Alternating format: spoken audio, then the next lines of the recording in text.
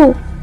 दोनों सोफे पर बैठकर न्यूज देख रहे होते हैं। भारत का यात्री प्लेन हुआ क्रैश, अब तक 30 लोगों की लाशें हुई बरामद। दोनों ये न्यूज देखकर चौंक जाते हैं और विकास के घर का पता लगाने के लिए गार्ड को भेजते हैं। विकास तैयारी करके अपने सोफे पर बैठा था, तभी वो दाम्पत्य विकास के घर पर आते हैं।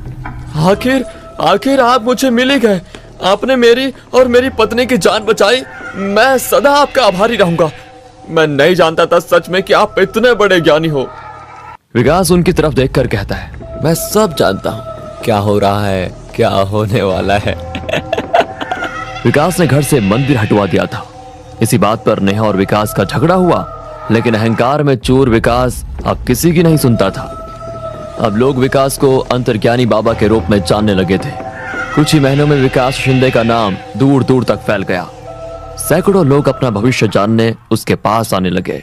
विकास ने अब बहुत बड़ा घर लिया था, उसके पास सब कुछ था। अब वो टैक्सी ड्राइवर नहीं था, वो एक बहुत बड़ा आदमी बन चुका था और उसकी वजह से विकास पर बुरा असर भी पड़ रहा था।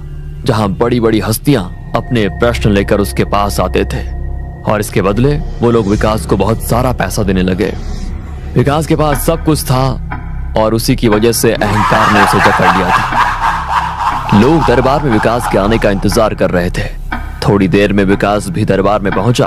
तभी एक बड़े घर का लड़का आगे आकर उसने विकास से पूछा, बाबा मेरी गर्लफ्रेंड है, प्राजक्ता नाम है उसका, और मैं अपनी जान से भी ज्यादा उससे प्यार करता हूँ, लेकिन वो आजकल मुझसे दूर भागती रहती है, मेरे फोन का भी जवाब नहीं देती।